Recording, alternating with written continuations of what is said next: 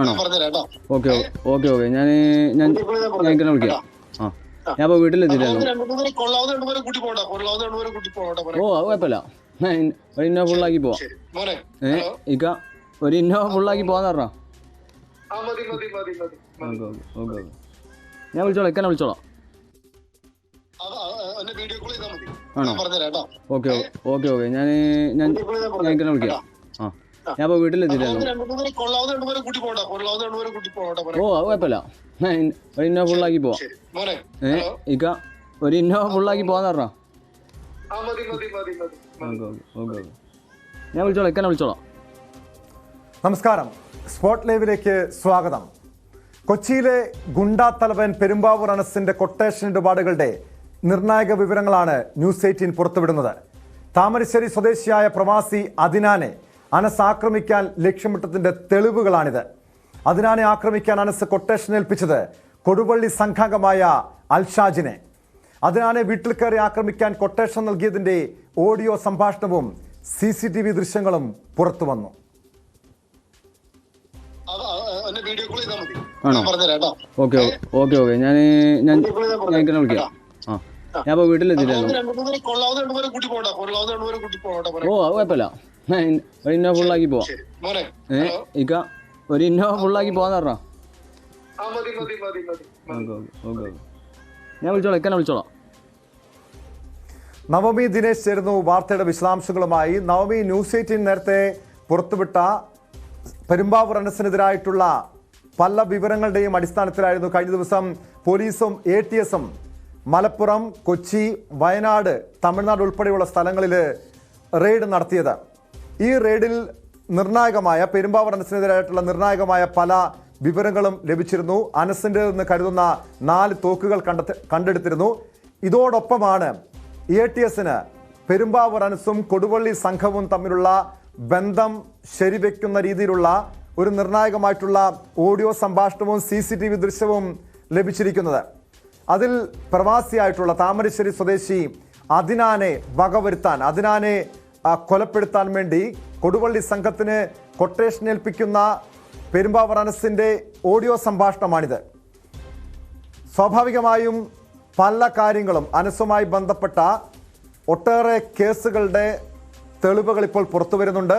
എത്രത്തോളം ഗൗരവത്തിലാണ് ഈ കേസുകളെയൊക്കെ പോലീസും ATSഉം മറ്റ് അന്വേഷണ ഏജൻസികളും കാണുന്നത്? നവമി,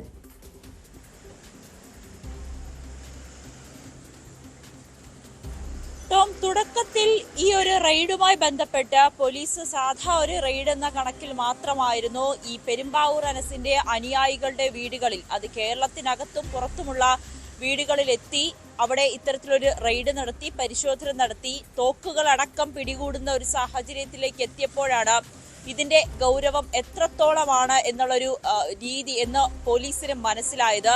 ഇതിന്റെ അടിസ്ഥാനത്തിൽ വ്യാപകമായിട്ടുള്ള ഒരു പരിശോധനയായിരുന്നു പോലീസിന്റെ ഭാഗത്തു നിന്നുണ്ടായത്. അനസിന്റേതെന്ന് പറയുന്ന, അതായത് പെരുമ്പാവൂർ അനസിന്റെ അനുയായിയായ റിയാസിന്റെ വീട്ടിൽ നിന്നും പിടിച്ചെടുത്ത തോക്കുകൾ, 4 തോക്കുകൾ ഉണ്ടായിരുന്നു. ഇതിന് ലൈസൻസ് ഇല്ല. റിയാസ് പറയുന്നു ഇത് തനിക്ക് പെരുമ്പാവൂർ അനസ് തന്ന തോക്കാണെന്ന്. അതോടൊപ്പം തന്നെ പിസ്റ്റലുകൾ, പെല്ലറ്റുകൾ, കത്തികൾ, ഇതിനോടൊക്കെ ഉപരി 9 ലക്ഷത്തോളം രൂപ, ഒട്ടനവധി പൈസ അവിടെ നിന്ന് കണ്ടെത്തുകയും ചെയ്തിട്ടുണ്ടായിരുന്നു. ഇതിൽ നിന്നൊക്കെ പോലീസിന് മനസ്സിലായി ഇനിയും ഇത് ആക്രമണത്തിന് അല്ലെങ്കിൽ ഏതെങ്കിലും തരത്തിലുള്ള ഒരു ഗൂഢാലോചനയ്ക്കോ വധശ്രമത്തിനോ വേണ്ടി ഇവർ കൈകാര്യം ചെയ്യുന്നതാണോ, അല്ലെങ്കിൽ ആ തരത്തിലുള്ള ഒരു പൈസയാണോ ഇവർ ഈ സ്വരുക്കൂട്ടി വെച്ചിരിക്കുന്നത് എന്ന തരത്തിലുള്ളൊരു സംശയം പോലീസിന് ഉണ്ടാകുകയും ചെയ്തു. റിയാസിന്റെ അടക്കം ഫോൺ പരിശോധിച്ച ഈ തോക്കുകൾ ഫോറൻസിക് പരിശോധനയ്ക്ക് അയക്കാൻ വേണ്ടിയിട്ടുള്ള ഒരു നീക്കത്തിലേക്ക് പോലീസ് കടക്കുന്നതിനിടയിലാണ് മറ്റൊരു നിർണായകമായ കുറച്ച് CCTV വിഷ്വലുകളും അതോടൊപ്പം തന്നെ ഫോൺ സന്ദേശവും പോലീസിന് ലഭിക്കുന്നത്. നമ്മളിപ്പോൾ ആ ഓഡിയോയിൽ കേട്ടതുപോലെ പെരുമ്പാവൂർ അനസിന്റെ അനുയായിയായ ഒരു യുവാവ്, ഇയാൾ പെരുമ്പാവൂർ അനസിൽ നിന്നും വിട്ടുപോയി. ഇതിന്റെ ഒരു പ്രതികാരം എന്നോണം, അതായത് പെരുമ്പാവൂർ അനസിന്റെ ഒപ്പം ഉണ്ടായിരിക്കുന്നവർ പിന്നീട് എന്തെങ്കിലും തരത്തിലുള്ള ഒരു പിണക്കമോ അല്ലെങ്കിൽ വാക്കുതർക്കത്തിലോ ഒക്കെ വിട്ടുപോയി കഴിഞ്ഞാൽ അവരെ വകവരുത്തുക എന്നൊരു ഉദ്ദേശം മാത്രമാണ് പിന്നീട് പെരുമ്പാവൂർ അനസിന് ഉണ്ടാകുക. അത് തന്നെയാണ് നമ്മൾ ഈ ഓഡിയോ സന്ദേശത്തിലും കേൾക്കുന്നത്. അതിനുവേണ്ടി മറ്റൊരാളെ കൊട്ടേഷൻ ഏർപ്പെടുത്തുന്നു, അവിടേക്ക് ആ യുവാവിനെ കൊലപ്പെടുത്തുവാനായി ആവശ്യപ്പെടുന്നു. അതിന്റെ സന്ദേശമാണ് നമ്മളിപ്പോൾ കേൾക്കുന്നത്. എന്തായാലും വളരെ ഞെട്ടിപ്പിക്കുന്ന ഒരു സംഭവം തന്നെയാണ് ഇപ്പോൾ ഈ ഓഡിയോ സന്ദേശത്തിൽ കൂടി പുറത്തു വന്നിരിക്കുന്നത്. എന്തായാലും പോലീസ് ഇന്നലെ റിയാസിന്റെ അടക്കം മൊബൈൽ ഫോണുകൾ പിടിച്ചെടുക്കുകയും പിന്നീട് വിശദമായി പരിശോധിക്കുകയും ഒക്കെ ചെയ്തിരുന്നു. ഈ പരിശോധനയിലാണ് ഇത്രയും ഞെട്ടിപ്പിക്കുന്ന വിവരങ്ങൾ പുറത്തു വന്നിരിക്കുന്നത്. വിദേശത്തുള്ള താമരശ്ശേരി സ്വദേശിയുടെ ഒരു ഫോണിൽ അയാളുടെ വീട്ടിൽ നടത്തിയ ഈ ഗുണ്ടകൾ, അൽഷാജ് എന്ന ഗുണ്ടയുടെ നേതൃത്വത്തിലുള്ള സംഘം ആ ഓഡിയോയിൽ തന്നെ പറയുന്നുണ്ട്. അതായത് ഒരു ഇന്നോവ കാറിൽ നിറച്ച ആളുകളുമായി തന്നെ അങ്ങോട്ടേക്ക് പോകാം, ഭീഷണിപ്പെടുത്താം, അല്ലെങ്കിൽ കൊലപ്പെടുത്തുക എന്നുള്ളൊരു ഉദ്ദേശത്തോടുകൂടി തന്നെയായിരിക്കും ഇവർ അങ്ങോട്ടേക്ക് പുറപ്പെട്ടത്. പെരുമ്പാവൂർ അനസിന്റെ അനുയായി അയാളിൽ നിന്നും വിട്ടുപോയതിന്റെ പ്രതികാരമാണ് പിന്നീട് മറ്റൊരു കൊട്ടേഷനെ ഏൽപ്പിക്കുന്നു. അൽഷാദ് എന്നുള്ളൊരു കൊട്ടേഷൻ തീർച്ചയായും അതാണ് ഈ അനസിന്റെ പെരുമ്പാവൂർ അനസിന്റെ ഒരു രീതി. അതാണ് കാരണം ഇതിനു മുൻപ് അനസിന്റെ സംഘാംഗമായിരുന്ന ഉണ്ണിക്കുട്ടനെ, ഗുണ്ടയായ ഉണ്ണിക്കുട്ടനെ കേരളത്തിന് പുറത്തു കൊണ്ടുപോയി കഴുത്തറുത്ത് കൊലപ്പെടുത്തിയ ഒരു സംഭവം നമുക്കറിയാവുന്നതാണ്. നേരത്തെ ഔറംഗസേബ്, ഗുണ്ടാ നേതാവായ ഔറംഗസേബ് ഇത് സംബന്ധിച്ചുള്ള നിർണായകമായിട്ടുള്ള വെളിപ്പെടുത്തലൊക്കെ നടത്തിയതുമാണ്. അനസിന്റെ കൂടെ നിന്ന് പിന്നീട് മറുചേരിയിലേക്ക് പോവുകയോ അതല്ലെങ്കിൽ കൊട്ടേഷൻ പ്രവർത്തനങ്ങൾ അവസാനിപ്പിക്കുകയോ ചെയ്താൽ വകവരുത്തുന്നതാണ് ഇയാളുടെ രീതിയെന്ന് ഔറംഗസേബ് ഉൾപ്പെടെ പറഞ്ഞിട്ടുണ്ട്. നേരത്തെ ഔറംഗസേബും ഇബ്രാഹിം കുട്ടിയും നിഷിനുമൊക്കെ ഇങ്ങനെ പെരുമ്പാവൂർ അനസിൽ നിന്നും തങ്ങൾക്ക് ഭീഷണി ഉണ്ടെന്ന് ചൂണ്ടിക്കാണിച്ചുകൊണ്ട് പോലീസിലടക്കം പരാതിപ്പെട്ടതാണ്. അദിനാനും ഈ സംഭവത്തിന് പിന്നാലെ അദിനാനും പോലീസെ പരാതിപ്പെട്ടിരുന്നു. അദിനാൻ വർഷങ്ങളോളം പെരുമ്പാവൂർ അനസുമായി വലിയ ബന്ധമുള്ള വ്യക്തിയാണ്. പിന്നീട് അനസുമായി തെറ്റിപ്പിരിയുന്നു. ഒടുവിൽ അദിനാനെ ആക്രമിക്കാൻ കൊട്ടേഷൻ നൽകുന്നു. ഈ സംഭവത്തിന് പിന്നാലെ അദിനാൻ വിദേശത്തേക്ക് കടക്കുകയും ചെയ്തു. പോലീസ്, താമരശ്ശേരി പോലീസ് ഈ കേസുമായി ബന്ധപ്പെട്ട അന്വേഷണം നടത്തിയിരുന്നു. ആദ്യഘട്ടത്തിൽ മലപ്പുറം മഞ്ചേരി സ്വദേശിയായിട്ടുള്ള ഒരു നിസാർ, ഈ നിസാറിനെ കേന്ദ്രീകരിച്ചായിരുന്നു പരാതിപ്പെട്ടത്. നിസാറാണ് കൊട്ടേഷൻ, മഞ്ചേരി സംഘാംഗമായ നിസാറാണ് കൊട്ടേഷൻ ഏറ്റെടുത്ത സംശയം. പക്ഷേ നമുക്ക് ഈ ഓഡിയോ സംഭാഷണത്തിൽ നിന്നും വ്യക്തമായത് കൊടുവള്ളി സംഘത്തിനാണ് അനസ് കൊട്ടേഷൻ നൽകിയതെന്നാണ്. ഇത് പോലീസിനെ സംബന്ധിച്ച് യാതൊരു തുമ്പും ആദ്യഘട്ടത്തിൽ ലഭിച്ചിരുന്നില്ല. എന്തായാലും ഈ ആക്രമണ കേസുമായി ബന്ധപ്പെട്ട് സ്വാഭാവികമായും ഇനിയൊരു കാര്യമായ അന്വേഷണത്തിലേക്ക് തന്നെ താമരശ്ശേരി പോലീസും ATSും ഒക്കെ കടക്കുമെന്ന് പ്രതീക്ഷിക്കാം, അല്ലേ നവമി?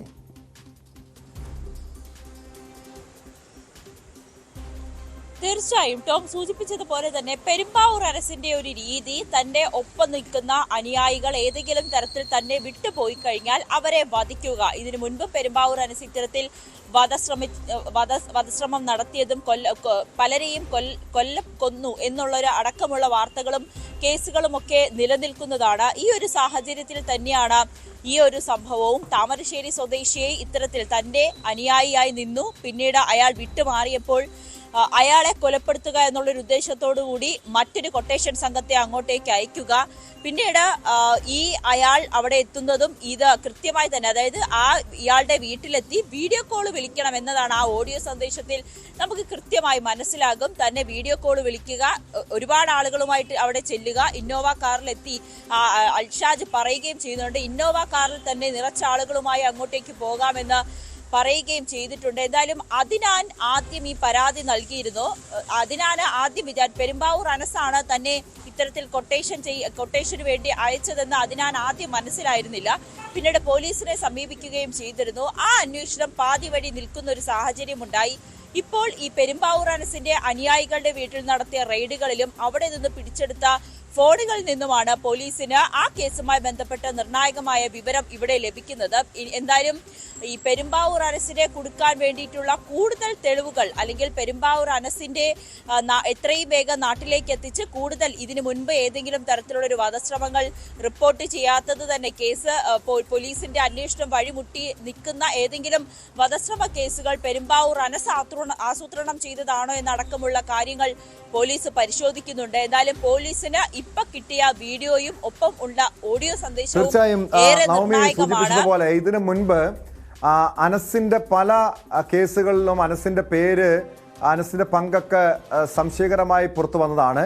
പക്ഷേ ഈ ആക്രമണം അനസ് കൊട്ടേഷൻ ഏൽപ്പിക്കുക ഏതെങ്കിലും സംഘത്തെ, കൊടുവള്ളി സംഘത്തെയോ മഞ്ചേരി സംഘത്തെയോ അതല്ലെങ്കിൽ നേരത്തെ ഔറംഗസേബിനെ പോലെയുള്ള ഗുണ്ടാ നേതാക്കളെയൊക്കെയാണ് പെരുമ്പാവൂർ അനസ് കൊട്ടേഷൻ ഏൽപ്പിച്ചിരുന്നത്.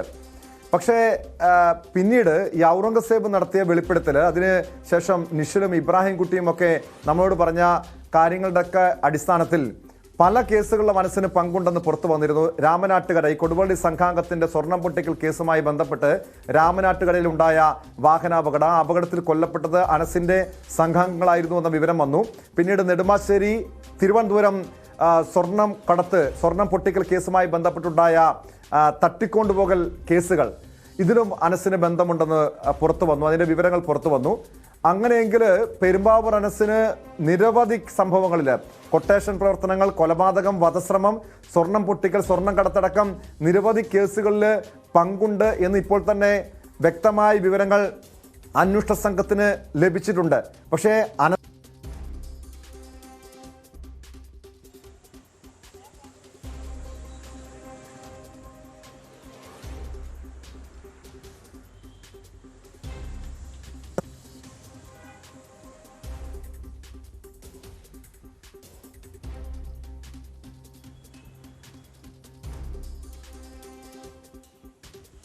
അത് തന്നെയാണ് ടോം, ഈ ഔറംഗസീബിന്റെ വെളിപ്പെടുത്തലുമായി ബന്ധപ്പെട്ട് തുടങ്ങിയ പോലീസിന്റെ ഈ ഒരു അന്വേഷണം എത്തി നിൽക്കുന്നത് വളരെ നിർണായകമായ പല വിവരങ്ങളിലുമാണ്. ഈ ഔറംഗസീബിന്റെ വെളിപ്പെടുത്തലിന്റെ അടിസ്ഥാനത്തിലാണ് ആദ്യഘട്ടം എന്നോണം പോലീസ് ഈ പെരുമ്പാവൂർ അനസിന്റെ അനുയായികളുടെ വീട്ടിലെ റെയ്ഡുകൾ നടത്തിയത്. അതിൽ ഈ തോക്കുകളും ആയുധങ്ങളും അടക്കം പിടിച്ചെടുക്കുകയും ചെയ്തിട്ടുണ്ട്. അതോടൊപ്പം തന്നെ വയനാട്ടിലെ ഒരു റിസോർട്ടിൽ, അതായത് പെരുമ്പാവൂർ അനസും സംഘവും താമസിച്ചിരുന്ന വയനാട്ടിലെ ഒരു റിസോർട്ടിൽ തോക്ക് കുഴിച്ചിട്ടിട്ടുണ്ടായിരുന്നു എന്നുള്ളൊരു വിവരം കൂടി പോലീസിന് ലഭിക്കുകയും ചെയ്തു. ഇതിന്റെ അടിസ്ഥാനത്തിൽ റിസോർട്ടിൽ വ്യാപകമായിട്ടുള്ള ഒരു പരിശോധന നടത്തുകയും ചെയ്തിട്ടുണ്ട്. എന്തായാലും ഈ റെയ്ഡുകളൊന്നും അവസാനിക്കുന്നില്ല. വീണ്ടും പോലീസ് ഈ റെയ്ഡിന്റെ വിവരം കേട്ട് പല അനുയായികളും ഒളിവിൽ പോയി എന്ന പോലീസിന് വിവരം ലഭിക്കുകയും ചെയ്തിട്ടുണ്ട്. എന്തായാലും വ്യാപകമായിട്ടുള്ളൊരു തിരച്ചിൽ തന്നെയാണ് പോലീസിന്റെ ഭാഗത്തു നിന്ന് നടക്കുന്നത്. ഇതിന്റെ ഈ ഒരു അന്വേഷണത്തിന്റെ അല്ലെങ്കിൽ ഒരു തിരച്ചിലിന്റെ റെയ്ഡിന്റെ ഫലമായാണ് ഇപ്പോൾ ഈ നിർണായകമായ വിവരങ്ങൾ പോലീസിന് ലഭിക്കുന്നത്.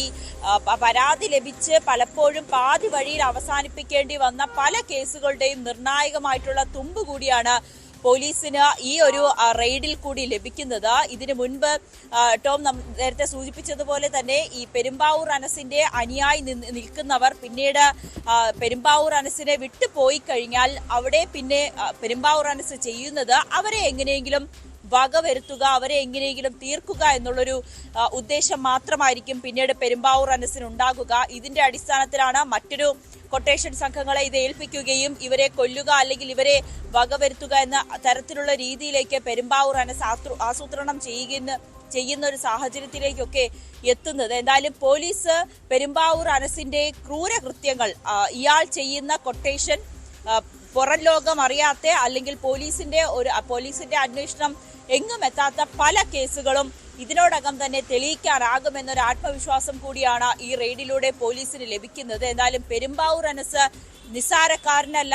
ഇതുവരെ തെളിയിക്കാത്ത അല്ലെങ്കിൽ ഇപ്പോഴും പുറം ലോകം അറിയാത്ത പല വധശ്രമങ്ങളോ അല്ലെങ്കിൽ ഗൂഢാലോചനയോ ഒക്കെ നടത്തിയിട്ടുള്ള ഒരു വ്യക്തിയാണ് പെരുമ്പാവൂർ അനസ് എന്ന് കൃത്യമായി തന്നെ പോലീസിന് ഇപ്പോൾ ധാരണ ഉണ്ടാവുകയും ചെയ്തിട്ടുണ്ട്. എന്തായാലും ഇനി പെരുമ്പാവൂർ അനസിനെ എത്രയും വേഗം കേരളത്തിൽ എത്തിക്കുക എന്നുള്ളൊരു ലക്ഷ്യം കൂടിയാണ് പോലീസിനും ATS ഉള്ളത്. എന്തായാലും ഈ ഒരു വിഷയവുമായി ബന്ധപ്പെട്ട് പോലീസ് ശേഖരിച്ച വിവരങ്ങളെല്ലാം കേന്ദ്ര സർക്കാരിന് നൽകുകയും പെരുമ്പാവൂർ അനസിനെ എത്രയും വേഗം നാട്ടിലെത്തിക്കാൻ വേണ്ടിയിട്ടുള്ള ഒരു സാധ്യത അല്ലെങ്കിൽ അതിനു വേണ്ടിയിട്ടുള്ള ഒരുക്കങ്ങൾ നടത്തുക എന്നുള്ളൊരു ഘട്ടത്തിലേക്ക് പോലീസ് ഉടൻ കടക്കുമെന്നാണ് നമുക്ക് അറിയാൻ കഴിയുന്നത്. എന്തായാലും ഈ വിവരങ്ങൾ പോലീസിന് ലഭിച്ച ഈ ഞെട്ടിപ്പിക്കുന്ന വിവരങ്ങളിൽ പെരുമ്പാവൂർ അനസിനെ ഉടൻ നാട്ടിലെത്തിക്കുന്നതിനുള്ള നീക്കങ്ങൾ അന്വേഷണ സംഘത്തിന്റെ ഭാഗത്തു നിന്നുണ്ടായിട്ടുണ്ട്. അങ്ങനെയെങ്കിൽ പല കേസുകളും വീണ്ടും പുനരന്വേഷിക്കേണ്ട സാഹചര്യം ഉണ്ടാകും. അനസിന് പങ്കുണ്ടെന്ന് പല കേസുകളുമായി ബന്ധപ്പെട്ട് അനസിന് പങ്കുണ്ടെന്ന് തെളിയിക്കുന്ന രീതിയിലുള്ള നിർണായകമായിട്ടുള്ള വിവരങ്ങളാണ് ന്യൂസ് 18 പുറത്തുവിട്ടിരിക്കുന്നത്. സ്പോട്ട് ലൈവിന് പോകുന്നത് ആലപ്പുഴയിലേക്കാണ്. ഗേറ്റിന് മുന്നിൽ CPM സ്ഥാപിച്ച കൊടിമരം നീക്കം ചെയ്യണമെന്നാവശ്യപ്പെട്ട് മാസങ്ങളായി ഓഫീസുകൾ മാറി മാറി കയറിയിറങ്ങിയവരാണ് ആലപ്പുഴ ചേർത്തല മരുത്തൂർവട്ട സ്വദേശി അഞ്ജലിയും കുടുംബവും. പരാതി പോലീസ് സ്റ്റേഷനിലെത്തിയിട്ടും പരിഹാരമൊന്നും ഉണ്ടായില്ല. 7 മാസമായി സാധനങ്ങൾ ഇറക്കാനാകാതെ വീടിന്റെ നിർമ്മാണം കൂടി മുടങ്ങിയതോടെ അഞ്ജലിയും മറ്റു ബന്ധുക്കളായ സ്ത്രീകളും ചേർന്ന് കൊടിമരം സ്വയം പിഴുതെടുത്തു മാറ്റി. സ്ത്രീകളും ചേർന്ന് കൊടിമരം സ്ത്രീകൾ പിഴുതെടുക്കുന്ന കൊടിമരവും അതിനെ തടയുന്ന CPM വാർഡ് കൗൺസിലറുടെ ദൃശ്യവും സമൂഹ മാധ്യമങ്ങളിൽ ഇപ്പോൾ വൈറലാണ്.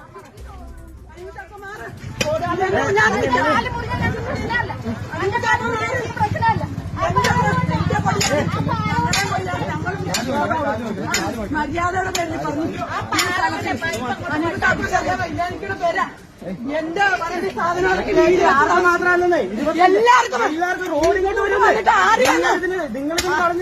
ആരും പറഞ്ഞില്ല. അപ്പുറത്തെ കാരുടെ സ്ഥലം മേടി സ്ഥലത്തിന് കാശ് ഞാൻ തരാന്ന് പറഞ്ഞ അനൂപ് ചാക്കോന്റെ വീട്ടിൽ വന്നപ്പോ അനൂപ് ചാക്കോ സ്ഥലം ഈ വെയില് പൊളിച്ച് മാറ്റി തരാൻ പറഞ്ഞപ്പോ പറഞ്ഞ് അനൂപ് ചാക്കോ അനൂപ് ചാക്കോടെ പെണ്ണക്ക അമ്മക്ക കൂടുതലുള്ളവർക്ക്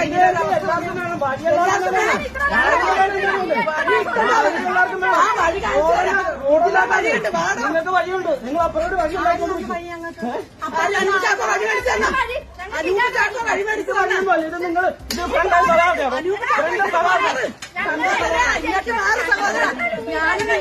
സഹോദരനെ പോലെ കാണണം. ഇങ്ങോട്ട് മാറി സഹോദര. നിങ്ങളെ ഞാൻ എന്റെ സഹോദരനെ പോലെ കാണണം. മാറി സ്ഥാപിച്ചതാണ്.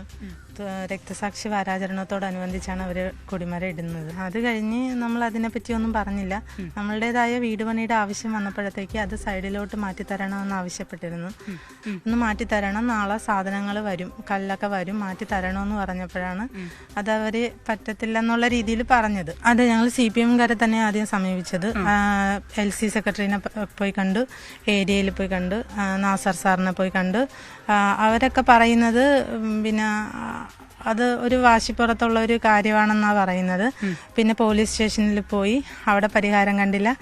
കൊടിമരം മാറ്റുക എന്നത് നമ്മുടെ ആവശ്യം. അപ്പം ഞങ്ങൾ തീരുമാനം എടുത്ത് അത് മാറ്റി ഒരു സൈഡിലോട്ട്, നശിപ്പിക്കാതെ ഒരു സൈഡിലോട്ട് ഇട്ട് കൊടുക്കാം എന്നുള്ള രീതിയിലാണ് ഞങ്ങളത് ചെയ്യാനായിട്ട് മുതിർന്നത്. ശരണ്യ സ്നേഹജൻ ചേരുന്നു വാർത്തയുടെ വിശദാംശങ്ങളുമായി. ശരണ്യ, ഈ ചേർത്തലയിലെ CPM നേതാക്കളുടെ അധികാരത്തിന്റെ ഹുങ്കാണ് ഈ കണ്ടത്. കാരണം ഒരു വീട്ടിലേക്കുള്ള നിർമ്മാണ പ്രവർത്തനവുമായി ബന്ധപ്പെട്ട സാധനങ്ങൾ പോലും എത്തിക്കാൻ കഴിയാതെ മാസങ്ങളോളം ദുരിതം അനുഭവിച്ച ഒരു കുടുംബം, ഒരു സ്ത്രീ അടങ്ങുന്ന കുടുംബം, അവർ പോലീസിൽ പരാതിപ്പെട്ടു, പാർട്ടി നേതൃത്വത്തെ സമീപിച്ചു. പക്ഷെ യാതൊരു നടപടിയും ഉണ്ടായില്ല. ഒടുവിൽ അവർ തന്നെ, അതായത് അവിടുത്തെ സ്ത്രീകൾ തന്നെ ആ കൊടിമരം പിഴുതു മാറ്റേണ്ട സാഹചര്യമുണ്ടായി. അവിടെ നമുക്ക് കാണാൻ കഴിഞ്ഞു ഈ CPMന്റെ വാർഡ് കൗൺസിലർ അത് തടയുന്നു, സ്ത്രീകളെ തടയുന്നു. എന്താണ് അവിടെ സംഭവിച്ചത്? കഴിഞ്ഞ ഇത്രയും നാളായി പോലീസിലൊന്നും പരാതിപ്പെട്ടിട്ടും എന്തുകൊണ്ടാണ് ഇവർക്ക് ഈ നമ്മുടെ നിയമ സംവിധാനങ്ങളുടെ കൈവശം നിന്നും, അതായത് പോലീസിന്റെ ഭാഗത്തു നിന്നും യാതൊരു നടപടിയും ഉണ്ടാകാതിരുന്നത്? CPM ഏത് സാഹചര്യത്തിലാണ് അവിടെ ഈ വഴി മുടക്കി ഗേറ്റിന് മുന്നിൽ ഈ കൊടിമരം സ്ഥാപിച്ചത്? അതിനെ അവരെങ്ങനെയാണ് ന്യായീകരിക്കുന്നത്?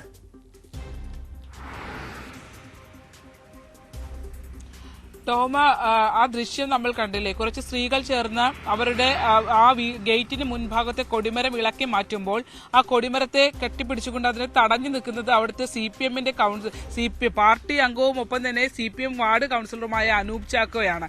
ഇതിൽ ഏറ്റവും പ്രധാനപ്പെട്ട കാര്യമെന്ന് പറഞ്ഞാൽ ഗതികേട് കൊണ്ടാണ് ആ സ്ത്രീകൾ അത്തരത്തിലൊരു കൃത്യം നിർവഹിക്കുന്നതിന് വേണ്ടി ഇറങ്ങിത്തിരിക്കേണ്ടി വന്നത്. അങ്ങനെ അവരെ ഇറക്കി തിരിച്ച ഒരു സാഹചര്യം എന്ന് പറയുന്നത് 7 മാസക്കാലമായി നമ്മളിപ്പോൾ ദൃശ്യങ്ങൾ കണ്ട അഞ്ജലിയുടെ വീട് നിർമ്മിക്കുന്നത് ആ റോഡിനോട് ചേർന്ന് തന്നെയുള്ള ആ ഗേറ്റാണ്.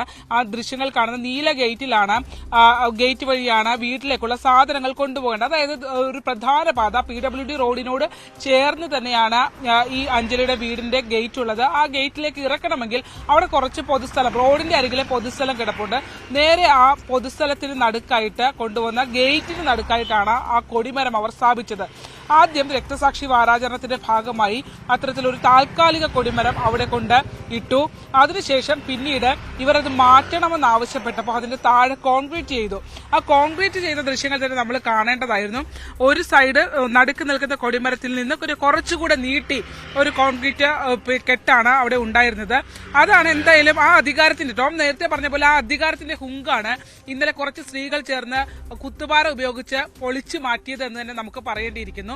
ഏറ്റവും പ്രധാനപ്പെട്ട കാര്യം എന്ന് പറയുന്നത് 7 മാസക്കാലമായി ഒരു വീടിന്റെ നിർമ്മാണം മുടങ്ങുന്ന സാഹചര്യത്തിൽ കൊണ്ട് ആ ഒരു കൊടിവെപ്പ് ഉണ്ടാക്കി എന്നുള്ളതാണ്.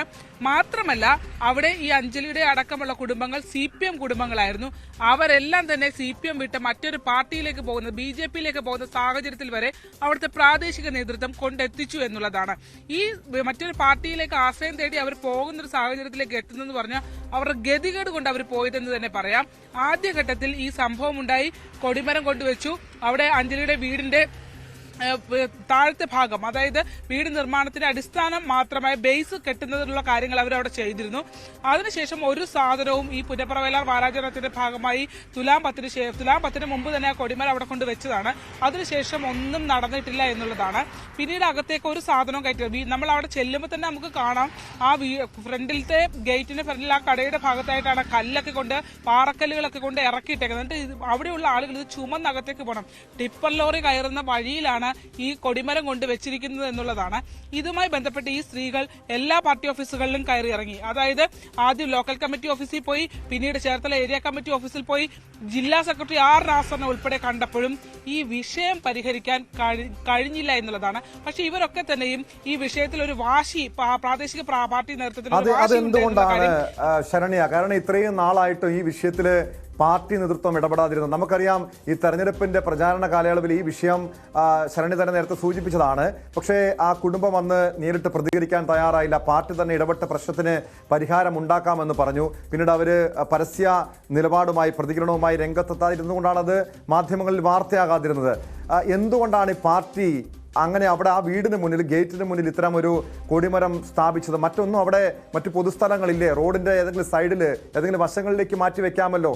എന്താണ് ഇതുമായി ബന്ധപ്പെട്ട് ഈ പാർട്ടി നേതൃത്വം, അവിടുത്തെ പ്രാദേശിക ഘടകം നൽകുന്ന വിശദീകരണം? ടോം, ഇതിനകത്ത് അടിസ്ഥാനപരമായി ഉണ്ടായൊരു സംഭവം എന്ന് പറഞ്ഞാൽ ഇതൊരു വാശിയായി എന്നുള്ളതാണ്. ആദ്യഘട്ടത്തിൽ അഞ്ജലി ചില മാധ്യമങ്ങളോട് ഇത് സംസാരിക്കുകയും അതിനുശേഷം ഇത് ഒരു പരസ്പരം അങ്ങോട്ടും ഇങ്ങോട്ടുള്ള ഒരു ഗ്രഡ്ജിലേക്ക് കാര്യങ്ങൾ പോവുകയും ചെയ്തു. ഈ ഒരു വാശിയിലേക്ക് പോകുന്നതിന് മുമ്പ് ചില സംഭവങ്ങൾ ഉണ്ടായിട്ടുണ്ട്. അതായത് അഞ്ജലിയുടെ നമ്മൾ ആ കണ്ട ദൃശ്യങ്ങൾ കണ്ട കോമ്പൗണ്ടിന്റെ വലത് ഭാഗത്തായി ഒരു ഇടവഴി പോകുന്നുണ്ട്, ഇടറോഡ് പോകുന്നുണ്ട്. റോഡല്ല, ഇടവഴിയാണ്, അത് പോകുന്നുണ്ട്. അപ്പോൾ ആ ഒരു വഴി നിർമ്മിക്കുന്നതിന് വേണ്ടി ഈ കൗൺസിലർ അനൂപ് ചാക്കോ അടക്കമുള്ള ആളുകൾ അഞ്ജലിയുടെ കുടുംബത്തെ സമീപിച്ചിരുന്നു എന്നാണ് അവർ പറയുന്നത്. അപ്പോ 1 സെന്റും 10 മീറ്റർ സ്ഥലവും ഇവർ ഈ വഴി നിർമ്മാണത്തിന് വേണ്ടി മാത്രം ആ അഞ്ജലിയുടെ കുടുംബം മാത്രം വിട്ടുകൊടുത്തിട്ടുണ്ട്.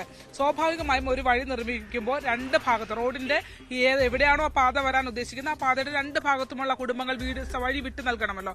സ്വാഭാവികമായും ഇവർ 1 സെന്റും 10 മീറ്റർ സ്ഥലം വിട്ടു നൽകിയപ്പോൾ അനൂപ് ചാക്കോ ഇവരെ സമീപിച്ചിട്ട് പറഞ്ഞത് കൂടുതൽ സ്ഥലം വിട്ടു നൽകണമെന്നാണ്. അപ്പോൾ ഇവർ സ്വാഭാവികമായും ഒരു ന്യായം എന്ന രീതിയിൽ ഇവർ പറഞ്ഞു, ഞങ്ങൾ ഇത്രയും നൽകിയില്ലേ, തൊട്ടപ്പുറത്തെ എതിർവശത്ത് റോഡിന്റെ എതിർവശത്തുള്ള ആളുകളോട് കുറച്ച് സ്ഥലം വാങ്ങൂ. അല്ലെങ്കിൽ ഒരു ഘട്ടത്തിൽ ഇവർ പറഞ്ഞു ഇനി ആ സ്ഥലത്തിന്റെ പണം അവർക്ക് കൊടുക്കണമെങ്കിൽ അതുൾപ്പെടെ ഞങ്ങൾ കൊടുക്കാൻ തയ്യാറാണ് എന്നുള്ള രീതിയിൽ ഇതൊരു തർക്കത്തിലേക്ക് പോകുന്ന ഘട്ടത്തിൽ അവരത് പറയുകയും ചെയ്തു. പക്ഷേ എതിർവശത്തുള്ള ആളുകളോട് ഈ സ്ഥലം വാങ്ങുകയും ചെയ്തില്ല. ഈ വഴി അങ്ങനെ തന്നെ കിടക്കുകയും ചെയ്തു. ഈ വഴിയിൽ തുടങ്ങിയ 2 വർഷം മുമ്പ് തുടങ്ങിയ തർക്കമാണ് ഓരോരോ പ്രതിസന്ധികളായി ഇവരുടെ വീടിന്റെ മുന്നിലേക്ക് വന്നത് എന്നുള്ളതാണ്. ഏറ്റവും ഒടുവിൽ ഈ കൊടിമരമായി വന്ന് അവിടെ നിൽക്കുകയും താൽക്കാലിക കൊടിമരം കുറച്ച് ദിവസം കഴിഞ്ഞപ്പോൾ കോൺക്രീറ്റ് ഇട്ട് ഉറപ്പിക്കുകയും ചെയ്തു. പിന്നീട് ചില മാധ്യമങ്ങൾ ഇത് വാർത്ത വരികയും കൂടി ചെയ്തതോടെ അത് അപമാനിക്കൽ എന്നുള്ള രീതിയിലുള്ള പ്രചരണം വലിയ തോതിൽ ഉണ്ടാക്കുകയും ആ കൊടിമരം അവിടെ തന്നെ നിർത്തുന്ന ഒരു സാഹചര്യം ഉണ്ടാവുകയും ചെയ്തു. ഇതിനകത്ത് ഏറ്റവും രസകരമായ കാര്യം എന്ന് പറഞ്ഞാൽ അഞ്ജലി ഈ വിഷയവുമായി ബന്ധപ്പെട്ട് ചേർത്തല പോലീസ് സ്റ്റേഷനിൽ പോയി. പോലീസുകാർക്ക് പോലും ഇത് പരിഹരിക്കാൻ പറ്റിയില്ല എന്നുള്ളതാണ് പ്രധാനപ്പെട്ടത്. നമുക്കിപ്പോ ഇവിടെ ഈ കൊടിമരം പൊളിച്ചതുമായി ബന്ധപ്പെട്ട് മറ്റ് പരാതികളോ കാര്യങ്ങളോ ഒന്നും ഉണ്ടായില്ല. ഇതിനിടയ്ക്ക് വേറൊരു സംഭവം ഉണ്ടായിട്ടോ, അതായത് ഈ കൊടിമരം കൊണ്ട് കുത്തിയപ്പോൾ ഈ കൊടിമരം മാറ്റാതെ ഗതി കെട്ടിട്ട് ഈ അഞ്ജലിയുടെ അമ്മാവൻ പുരുഷോത്തമൻ ഒരു ദിവസം അവിടെ ഒരു പ്രതിഷേധ സമരം സംഘടിപ്പിച്ചു. അദ്ദേഹം ആ തൊട്ടടുത്തുള്ള ബിൽഡിങ്ങിലും ഈ കൊടിമരത്തിലും കൂടി ഒരു കമ്പ് വെച്ച് കെട്ടിയിട്ട് അതിൽ കെട്ടി തൂങ്ങി ആത്മഹത്യ ചെയ്യുമെന്ന് പറഞ്ഞ് അദ്ദേഹം അതിന് മുകളിൽ ഇരുന്ന് സമരം ചെയ്തു. അങ്ങനെ സമരം ചെയ്ത് പോലീസും നാട്ടുകാരും എല്ലാം ചേർന്നാണ് അദ്ദേഹത്തെ ഒന്ന് പറഞ്ഞ് അനുനയിപ്പിച്ച് ഇത് ഇലക്ഷൻ കഴിഞ്ഞ് നീക്കം ചെയ്യുമെന്നുള്ള രീതിയിൽ താഴത്തേക്ക് ഇറക്കുന്നത്. അതിനുശേഷം ആ കുടുംബം അതുവരെ കാത്തു നിന്നു. പിന്നീട് ഈ തുടർച്ചയായുള്ള ഇടപെടലിന്റെ ഭാഗമായി അവിടെയുള്ള പ്രദേശത്തുള്ള കുറെ ആളുകൾ തന്നെ CPM വിട്ട CPM കുടുംബം രണ്ടും എതിർക്കുന്നതും പാർട്ടിക്കാർ, ഈ അഞ്ജലിയുടെ കുടുംബം CPM കുടുംബം, അവർ പിന്നീട് CPM വിട്ട് അവർ BJP-യിലേക്ക് ആ പ്രദേശത്തുള്ള ഇവരുടെ ബന്ധുക്കളടക്കമുള്ള കുറെ ആളുകൾ പോവുകയും ചെയ്തു. ഇത്രയൊക്കെ സംഭവം ഉണ്ടായിട്ടും ആ കൊടിമരം അവിടെ തന്നെ നിന്നു എന്നുള്ളതാണ്. ഇലക്ഷൻ കഴിഞ്ഞും ഇത് ചെയ്യില്ല എന്നുള്ളൊരു അവസ്ഥയിലേക്ക് എത്തിയപ്പോൾ മറ്റൊരു പാർട്ടിയുടെയൊക്കെ ഒരു പിന്തുണ കൂടെ അവർക്ക് ലഭ്യമായപ്പോൾ ആ ഒരു ധൈര്യത്തിലാണ് ഇന്നലെ ഈ സ്ത്രീകളെല്ലാം ചേർന്ന് ഈ സംഭവം ഒരു കമ്പിപ്പാര കൊണ്ടുവന്ന് കുത്തി പൊളിച്ച് അങ്ങ് എടുത്തത്. അതിനുശേഷം തൊട്ടടുത്ത് തന്നെ അവർ വൃത്തിയായി തൊട്ടടുത്ത് തന്നെ മറ്റൊരു സ്ഥലത്ത് ഈ കൊടിമരം അതായത് ആ വണ്ടി കയറിപ്പോകുന്ന ഗേറ്റിന്റെ സൈഡിലേക്ക് മാറ്റി അവിടെ തന്നെ അവർ ആ കൊടിമരം വെച്ചിട്ടുണ്ട്. അവർ പറഞ്ഞു ഞങ്ങൾ ഇത് നശിപ്പിക്കാനൊന്നുമല്ല ഇത് എടുത്തത്, ഗതികേട് കൊണ്ട് നമ്മളിത് എടുക്കുവാണ്, അതുകൊണ്ട് തന്നെ ഈ സൈഡിലേക്ക് മാറ്റിയിട്ട് അവർ വൃത്തിക്ക് അവിടെ അത് വെച്ചിട്ടുണ്ട്. ഇന്ന് അതിന്റെ താഴെ ഭാഗം കോൺക്രീറ്റ് ചെയ്ത് ഉറപ്പിച്ചു കൊടുക്കുമെന്നാണ് ആ അഞ്ജലി ഉൾപ്പെടെയുള്ള ആളുകൾ നമ്മളോട് പറഞ്ഞിട്ടുള്ളത്. പക്ഷെ ഇതിനകത്തൊരു കാര്യം എന്ന് പറഞ്ഞാൽ ഇപ്പോഴും ആ കൊടിമരം അവിടെ നിൽപ്പുണ്ട്. ആർക്കും ബുദ്ധിമുട്ടില്ലാത്ത രീതിയിൽ ആ കലിങ്ങിനോട് ചേർന്ന് തന്നെ അരികിലായി ആ കൊടിമരം നിൽക്കുന്നു. ഈ കൊടിമരം നമുക്കറിയാലോ, സാധാരണ ഒരു വാർഡ് കൗൺസിലർ അല്ലെങ്കിൽ അവിടുത്തെ CPM എന്നൊക്കെ പറയുമ്പോൾ സ്വാഭാവികമായി ജനങ്ങളുടെ പ്രശ്നങ്ങൾ ഇടപെടുകയും ജനങ്ങൾക്ക് വേണ്ടി അവരുടെ അടിസ്ഥാന സൗകര്യം ഉറപ്പിച്ചു നൽകുകയും ചെയ്യേണ്ട ആളുകളാണ് ഈ ജനപ്രതിനിധിയായി പോകുന്ന വാർഡ് കൗൺസിൽ. അദ്ദേഹമാണ് അവിടെ ആ കൊടിമരത്തെ ചുറ്റിപ്പറ്റിയുള്ള ആ ദൃശ്യം കണ്ടാൽ തന്നെ നമുക്ക് വളരെ കഷ്ടം തോന്നും. അദ്ദേഹത്തിന്റെ അവസ്ഥ കണ്ട അതുപോലെയാണ് ഇത്രയും സ്ത്രീകളുടെ ഇടയിൽ കിടന്ന ആ കൊടിമരത്തിന് വേണ്ടി ഈ പിടിവലി നടത്തി എന്നുള്ളതാണ്. ഇത് എന്തിനു വേണ്ടി എന്നുള്ള ചോദ്യം ഇപ്പോൾ അവിടുത്തെ പ്രാദേശികമായ പാർട്ടി നേതൃത്വത്തിനിടയിൽ വലിയ നാണക്കേടായി ചർച്ചയായിട്ടുണ്ട്. എന്തായാലും ഈ അനാവശ്യ പിടിവാശി എടുത്തവർക്കെതിരെ പാർട്ടി നേതൃത്വം നടപടി സ്വീകരിക്കുമെന്നൊക്കെയാണ് ഇപ്പോൾ നമുക്ക് അറിയാൻ കഴിഞ്ഞിട്ടുള്ളത്. കുറെ ആളുകൾ പാർട്ടിക്ക് കിട്ടേണ്ട കുറെ വോട്ടുകൾ നഷ്ടപ്പെട്ടു എന്ന് മാത്രമല്ല ഇപ്പോ മൊത്തത്തിൽ നാണക്കേടാകുന്ന രീതിയിൽ ഈ പിടിവലിയും കൊടിമരവും ദൃശ്യങ്ങളും എല്ലാം പ്രചരിച്ചുകൊണ്ടിരിക്കുകയാണ്. ടോം,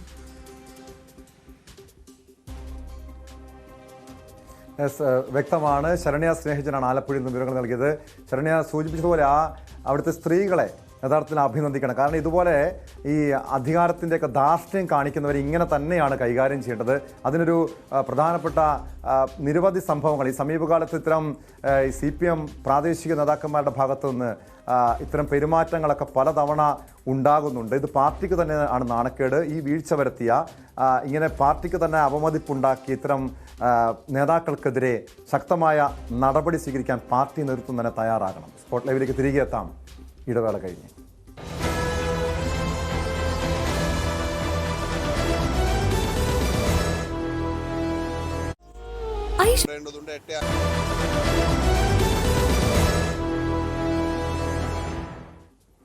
സ്പോട്ട് ലൈവ് തുടരുന്നു. വയനാട് പൂക്കോട് വെറ്ററിനറി സർവകലാശാലയിലെ വിദ്യാർത്ഥിയായിരുന്ന സിദ്ധാർത്ഥിന്റെ മരണം ആത്മഹത്യയോ കൊലപാതകമോ? സിദ്ധാർത്ഥിന്റെ മരണകാരണത്തിൽ വ്യക്തത ഉണ്ടാക്കാൻ ഒരുങ്ങുകയാണ് CBI. മരണത്തിൽ ദില്ലി എയിംസിൽ നിന്നും വിദഗ്ധോപദേശം തേടി. പോസ്റ്റ്മോർട്ടം റിപ്പോർട്ടും ഫോറൻസിക് സർജന്റെ റിപ്പോർട്ടും ഡെമ്മി പരീക്ഷണം നടത്തിയ റിപ്പോർട്ടും എയിംസിന് അയച്ചു. മെഡിക്കൽ കോഡ് രൂപീകരിക്കണമെന്നും ആവശ്യമുണ്ട്. പ്രതികൾ ആൾക്കൂട്ട വിചാരണ നടത്തിയെന്നും സിദ്ധാർത്ഥിന് അടിയന്തര വൈദ്യസഹായം നൽകിയില്ലെന്നും CBI വ്യക്തമാക്കുന്നു. ഡാനി ഇപ്പോൾ ചേരുന്നു വാർത്തയുടെ വിശദാംശങ്ങളുമായി.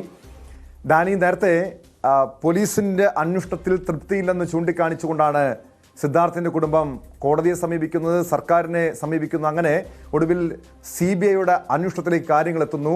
CBIയുടെ അന്വേഷണം തൃപ്തികരമായിട്ട് മുന്നോട്ട് പോകുന്നുവെന്ന് തന്നെയാണ് കുടുംബത്തിന്റെ പ്രതീക്ഷ.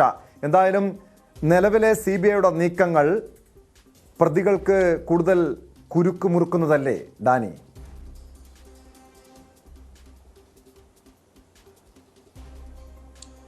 അങ്ങനെ തന്നെയാണ് ടോം. കാരണം ഇപ്പോൾ CBI നടത്തിയിരിക്കുന്ന നീക്കങ്ങൾ ഈ കേസിനെ സംബന്ധിച്ചിടത്തോളം അതിനിർണായകവുമാണ്. കാരണം ഇതിലെ മരണകാരണം കണ്ടെത്താൻ CBI ശാസ്ത്രീയമായ രീതിയിലേക്ക് തിരിഞ്ഞിരിക്കുന്നു എന്നതാണ്.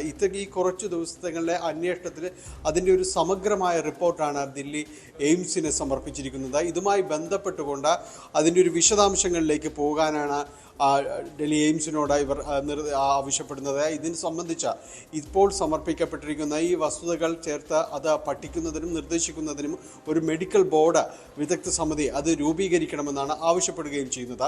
ഇപ്പോൾ സമർപ്പിച്ചിരിക്കുന്ന റിപ്പോർട്ട് പോസ്റ്റ്മോർട്ടം റിപ്പോർട്ടും അതോടൊപ്പം തന്നെ ഫോറൻസിക് സർജന്റെ വിശദമായ റിപ്പോർട്ട് ഇത് രണ്ടും സമർപ്പിച്ചതിനൊപ്പം തന്നെയാണ് CBI നടത്തിയ ഡമ്മി പരീക്ഷണത്തിൻ്റെ റിപ്പോർട്ട് അടക്കം ഇവിടെ സമർപ്പിച്ചിട്ടുണ്ട്. സിദ്ധാർത്ഥിനെ തൂങ്ങി മരിച്ച നിലയിലാണ് കണ്ടെത്തിയത്. ഈ വാഷ്റൂമിൽ കുളിമുറിയുടെ വാതിലുകൾ തകർത്ത നിലയിലായിരുന്നു അന്ന് ഈ സംഭവം നടക്കുമ്പോൾ ഉണ്ടായിരുന്നത്. അതോടൊപ്പം തന്നെ പൂട്ട് അതിൻ്റെ കുറ്റി അത് ഇളകിയ നിലയിലുമായിരുന്നു. ഇത് രണ്ടും വളരെ വ്യക്തമായ രീതിയിൽ തന്നെ വിശദാംശങ്ങൾ സഹിതം CBI സമർപ്പിച്ചിരിക്കുന്നു എന്നതും എടുത്തു പറയേണ്ടതാണ്. ഒപ്പം ആ ദിവസം ചിത്രീകരിച്ച മുറിയുടെയും മറ്റും ദൃശ്യങ്ങൾ ഇതെല്ലാം ചേർത്ത് ആണ് ഇപ്പോൾ ദില്ലി എയിംസിനെ സമീപിച്ചിരിക്കുന്നത്.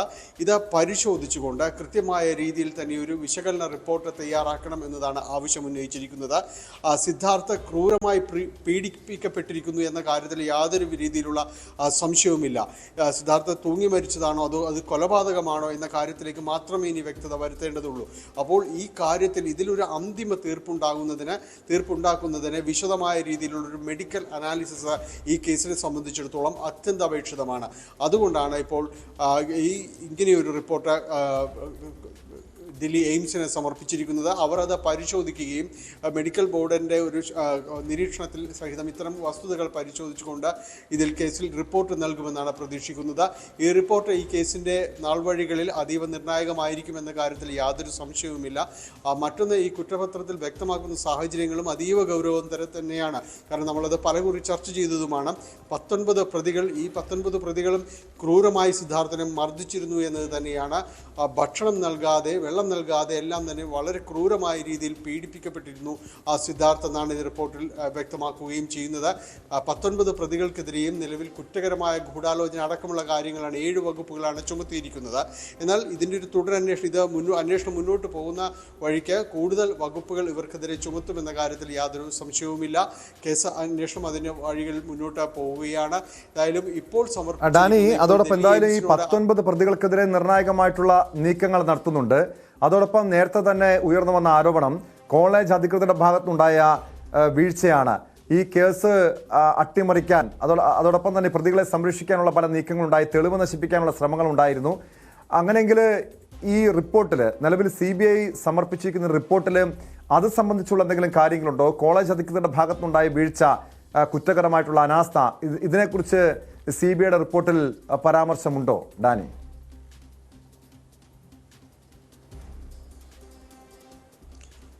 ടോം, ഇതിൽ ഇപ്പോൾ സമർപ്പിച്ചിരിക്കുന്ന റിപ്പോർട്ട് ഈ സിദ്ധാർത്ഥിൻ്റെ മരണപ്പെട്ട ഒരു സാഹചര്യവും കാര്യങ്ങളും എല്ലാം തന്നെ വ്യക്തമാക്കുന്നതാണ്.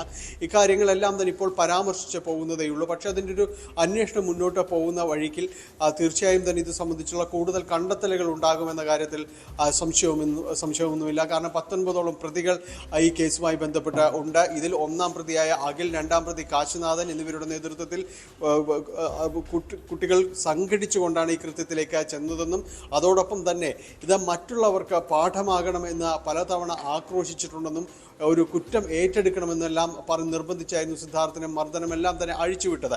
അപ്പോൾ അത്തരം കാര്യങ്ങൾ നടക്കുമ്പോൾ സ്വാഭാവികമായും തന്നെ ഈ 2 ദിവസത്തോളം പരസ്യ വിചാരണ നടക്കുന്നു. ഇത്തരം കാര്യങ്ങൾ മാനേജ്മെൻറ്റ് അറിഞ്ഞില്ല, കോളേജ് മേധാവികൾ അറിഞ്ഞില്ല എന്നതെല്ലാം തന്നെ നിലനിൽക്കാത്തൊരു വാദം തന്നെയാണ് അത്തരം കാര്യങ്ങൾ. നേരത്തെയും അത് വലിയ രീതിയിൽ വിവാദങ്ങളിലേക്ക് അത്തരം വാദമുഖങ്ങൾ ചെന്നെത്തിക്കുകയും ചെയ്തിരുന്നു. അതുകൊണ്ട് തീർച്ചയായും കോളേജ് അധികൃതർ ഉൾപ്പെടെയുള്ളവരിലേക്ക് അന്വേഷണം മുന്നോട്ട് പോകുമ്പോൾ തീർച്ചയായും അവരിലേക്ക് തന്നെ എത്തും. ഇത്തരം കാര്യങ്ങൾ ആർക്കെല്ലാം അറിയാമായിരുന്നു, ഏതെങ്കിലും രീതിയിൽ അറിഞ്ഞോ എന്നുള്ള കാര്യങ്ങളെല്ലാം ഇതിലേക്ക് വരികയും ചെയ്യും. മുന്നോട്ടുള്ള പോക്കിൽ ഈ അന്വേഷണം നിർണായകം തന്നെയാണ്. ഒപ്പം ദില്ലി എയിംസിൻ്റെ പഠന റിപ്പോർട്ടും ഈ കേസിൽ വളരെ നിർണായകമാകും. കാരണം ഈ വിദ്യാർത്ഥി എത്ര ദിവസം കൊണ്ട് മർദ്ദിച്ചിരുന്നു എന്നതടക്കമുള്ള കാര്യങ്ങൾ കൂടുതൽ ഇതിൽ പിന്നീട് ചർച്ച ചെയ്യുന്ന സംഗതികൾ തന്നെയാകും. ടോം സൂചിപ്പിച്ചിലേക്ക് വരികയാണെങ്കിൽ തീർച്ചയായും ഇവരിൽ കോളേജ് അധികൃതർക്ക് അറിയാമായിരുന്ന വസ്തുതകൾ ഉണ്ടെങ്കിൽ അത് മറ്റു പ്രതികൾ ഏതെങ്കിലും രീതിയിൽ അവരോടുള്ള പിന്നോടുള്ള ചോദ്യം ചെയ്യലിനോ മറ്റും കൂടുതൽ വസ്തുതകൾ വെളിവാകുന്നെങ്കിൽ ശാസ്ത്രീയമായ അന്വേഷണം പുരോഗമിക്കുന്നുണ്ട് ഒരു ഭാഗത്ത്. ഒപ്പം ഇവരുടെ മൊബൈൽ ഫോണുകൾ അടക്കമുള്ള കാര്യങ്ങൾ നേരത്തെയും പരിശോധിച്ചിരുന്നു. അപ്പോൾ ഇത്തരം കാര്യങ്ങളിലെല്ലാം തന്നെയും ഏതെങ്കിലും രീതിയിൽ കോളേജ് അധികൃതരുടെ ഭാഗത്തു നിന്ന് വീഴ്ച സംഭവിച്ചിട്ടുണ്ടെങ്കിൽ ഈ അറിഞ്ഞിട്ടും മർദ്ദനമെല്ലാം തന്നെ അഴിച്ചുവിടുന്നതായി അറിഞ്ഞിട്ടും അല്ലെങ്കിൽ ഈ കുറ്റവാളികളായ ഈ വിദ്യാർത്ഥി സംഘങ്ങൾ ഈ ക്യാമ്പസിനകത്ത് ചെയ്തിരുന്ന കാര്യങ്ങൾ ഇതിന് മുൻപ് ഇത്തരം കാര്യങ്ങളുണ്ടോ എന്നതടക്കമുള്ള കാര്യങ്ങൾ വിശദമായ രീതിയിലുള്ളൊരു പരിശോധനകളിലേക്ക് വരും. അതെല്ലാം തന്നെയും ഈ മാനേജ്മെൻറ്റിൻ്റെ ഭാഗത്തുനിന്ന് വീഴ്ച ഉണ്ടായിട്ടുണ്ടെങ്കിൽ അത് അക്കമിട്ട് അടയാളപ്പെടുത്തുക തന്നെ ചെയ്യും. കാരണം ഈ അന്വേഷണം അവരെ സംബന്ധിച്ചിടത്തോളവും അതിനിർണായകം തന്നെയാണ്. നേരത്തെ രാഷ്ട്രീയമായ രീതിയിൽ തന്നെ ഇത് പല രീതിയിലുള്ള ഇടപെടലുകൾ ഉണ്ടായിരുന്നുവെന്ന ആക്ഷേപങ്ങൾ ഉയർന്നിരുന്നു. അത്തരം ഇടപെടലുകൾ ഉണ്ടായോ എന്നതടക്കമുള്ള കാര്യങ്ങൾ പരിശോധിക്കണം. കാരണം CBI അന്വേഷണത്തിലേക്ക് അടക്കം ഈ കുടുംബം നീങ്ങുന്നത് ഇതിൽ ചില ആളുകൾ ഉൾപ്പെട്ടിരുന്നു, അവരെ രക്ഷിക്കാനുള്ള ചില ശ്രമങ്ങൾ നടത്തുന്നു എന്നെല്ലാം പറയുന്നത് കൊണ്ട് തന്നെയായിരുന്നു. ഈ പറയുന്നതിൽ ആക്ഷേപങ്ങൾക്കും ആരോപണങ്ങൾക്കും അപ്പുറം ഇതിലേക്ക് ഏതെങ്കിലും രീതിയിൽ ഒരു ഇടപെടലുകൾ ഉണ്ടായിട്ടുണ്ടെങ്കിൽ അത് അടക്കം വ്യക്തമാക്കുന്ന ഒരു സാഹചര്യമുണ്ടോ എന്ന് പരിശോധിക്കും. എന്തായാലും അതെല്ലാം തന്നെയും ഈ കേസിൻ്റെ നാൾവഴികളിൽ തീർച്ചയായും ഉൾപ്പെടുത്തേണ്ടതായിരിക്കും. മാനേജ്മെൻറ്റിൻ്റെ ഭാഗത്ത് വീഴ്ചയുണ്ടെങ്കിൽ അതും ഇതിൽ അടയാളപ്പെടുത്തുകയും ചെയ്യും. ടോം, അതോടൊപ്പം തന്നെ ഡാനി സൂചിപ്പിച്ചതുപോലെ ഈ മാനേജ്മെന്റിന്റെ ഭാഗത്തുണ്ടായ വീഴ്ച, പോലീസിന്റെ അന്വേഷണത്തിൽ തുടക്കത്തിലുണ്ടായ ഗുരുതരമായ നിരവധി പിഴവുകളുണ്ട്. ചില പ്രതികളെ സംരക്ഷിക്കാൻ നീക്കം നടത്തി, പലരുടെയും അറസ്റ്റ് വൈകി, പലർക്കും ഒളിവിൽ പോകാനുള്ള സാഹചര്യമൊരുക്കി, തെളിവ് നശിപ്പിക്കാനുള്ള സമയം കൊടുത്തു. അങ്ങനെ ഗുരുതരമായിട്ടുള്ള വലിയ രീതിയിലുള്ള ആരോപണങ്ങളായിരുന്നു തുടക്കത്തിൽ പോലീസിനെതിരെ ഉയർന്നു വന്നത്. ആ കാര്യങ്ങളെക്കുറിച്ചൊക്കെ അന്വേഷിക്കേണ്ടതല്ലേ? നിലവിൽ പോലീസ് സംരക്ഷിക്കാൻ ശ്രമിച്ച ചില പ്രതികൾ, അവരുടെ പങ്ക് സംബന്ധിച്ചുള്ള കൃത്യമായ വിവരങ്ങളും CBIക്ക് ലഭ്യമായിട്ടുണ്ടോ?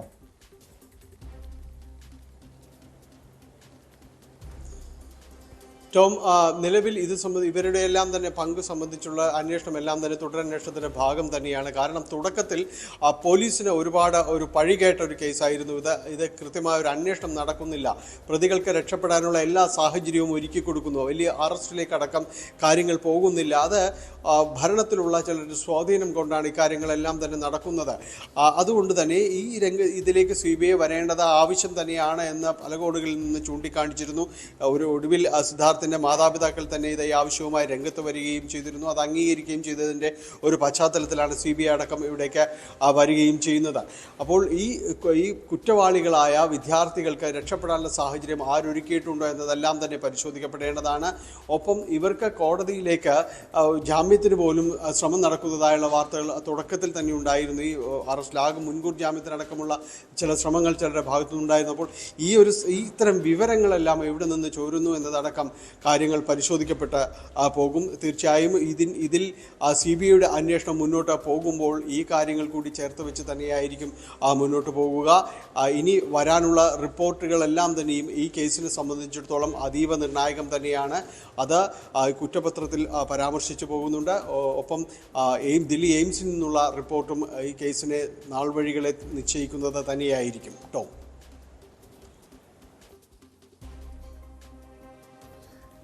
വ്യക്തമാണ്. ഡാനി പോളാണ് വിവരങ്ങൾ നൽകിയത്. സിദ്ധാർത്ഥിന്റെ മരണകാരണത്തിൽ വ്യക്തത ഉണ്ടാക്കാനാണ് CBIയുടെ നീക്കം. മരണത്തിൽ ദില്ലി എയിംസിൽ നിന്നും വിദഗ്ധോപദേശം തേടിയിരിക്കുകയാണ്. പോസ്റ്റ്മോർട്ടം റിപ്പോർട്ടും ഫോറൻസിക് സർജന്റെ റിപ്പോർട്ടും ഡെമ്മി പരീക്ഷ നടത്തിയ റിപ്പോർട്ടും എയിംസിന് അയച്ചിട്ടുണ്ട്. സ്പോട്ട് ലൈവിലേക്ക് തിരികെ എത്താം ഇടവേളയ്ക്ക് ശേഷം.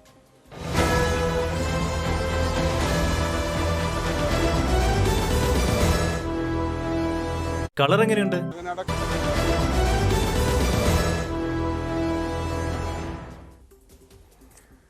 സ്പോട്ട് ലൈവ് തുടരുന്നു.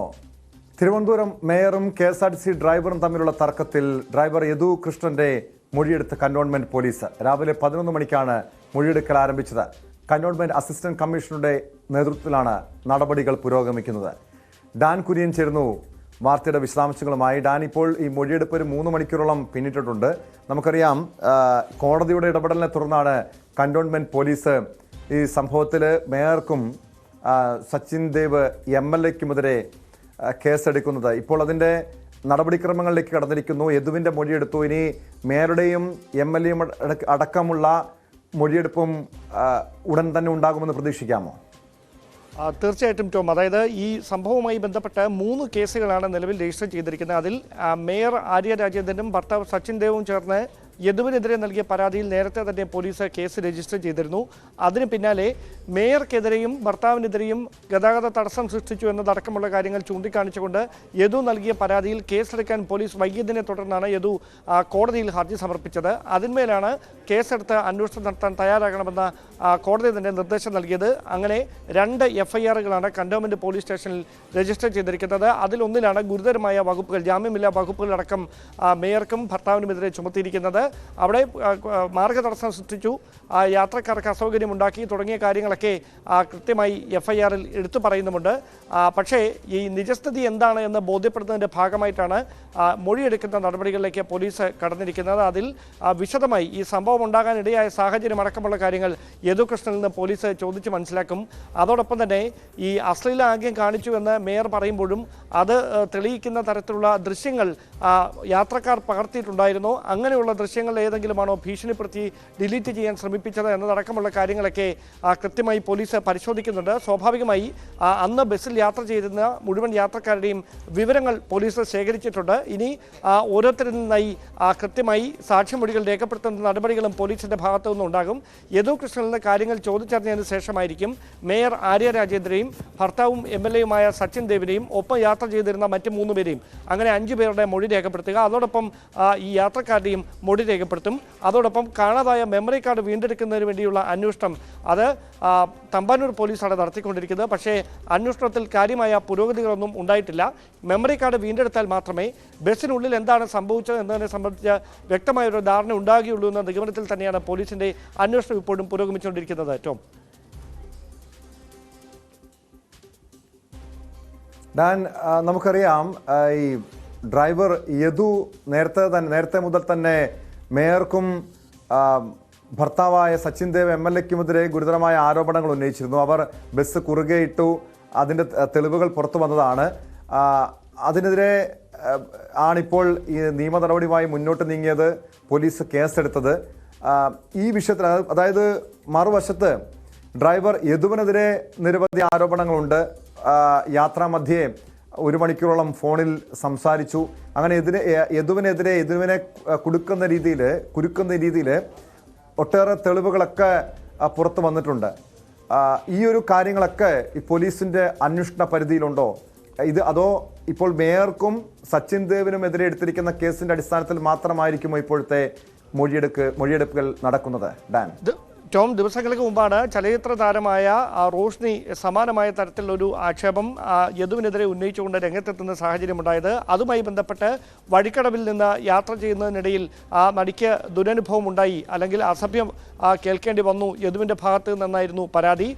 അതുമായി ബന്ധപ്പെട്ട അന്വേഷണം നടത്തുന്നതിനിടയിലാണ് ഈ യദു 1 മണിക്കൂറോളം പല ഘട്ടങ്ങളായി ബസ് ഓടിക്കുന്നതിനിടയിൽ ഫോണിൽ സംസാരിച്ചതുമായി ബന്ധപ്പെട്ട തെളിവുകൾ പോലീസിന് ലഭ്യമാകുന്നത്. സ്വാഭാവികമായി അതടക്കമുള്ള കാര്യങ്ങൾ അന്വേഷണത്തിന്റെ പരിധിയിൽ വരും. അതോടൊപ്പം സമാന്തരമായി KSRTCയുടെ മാനേജ്മെന്റ് ഇന്റേണൽ എൻക്വയറി നടത്തുന്നുണ്ട്. ആ എൻക്വയറിയിൽ കണ്ടെത്തുന്ന വിവരങ്ങൾ യദുവിന് എതിരായി വരുന്ന ഒരു സാഹചര്യം ഉണ്ടായാൽ സ്വാഭാവികമായി അച്ചടക്ക നടപടിയിലേക്ക് കടക്കേണ്ടത് അനിവാര്യതയായി മാറുന്ന ഒരു സാഹചര്യം ഉണ്ടാകും. പക്ഷേ കൃത്യമായി റിപ്പോർട്ട് ലഭിച്ചതിന് ശേഷം മാത്രം യദുവിനെതിരെ നടപടി വേണമോ എന്ന കാര്യത്തിൽ തീരുമാനമെടുത്താൽ മതി എന്ന നിലപാടിൽ ഗതാഗത മന്ത്രി ഉറച്ചു നിൽക്കുകയാണ്. അതാണ് താൽക്കാലികമായെങ്കിലും യദുവിനെതിരെ കടുത്ത നടപടികളിലേക്ക് കടക്കാൻ മാനേജ്മെന്റ് കഴിയാതിരിക്കുന്നതിന് പ്രധാനപ്പെട്ട കാരണം. പക്ഷേ അപ്പോഴും തിരിച്ച് സർവീസിൽ പ്രവേശിക്കാൻ യദുവിന് കഴിഞ്ഞിട്ടില്ല.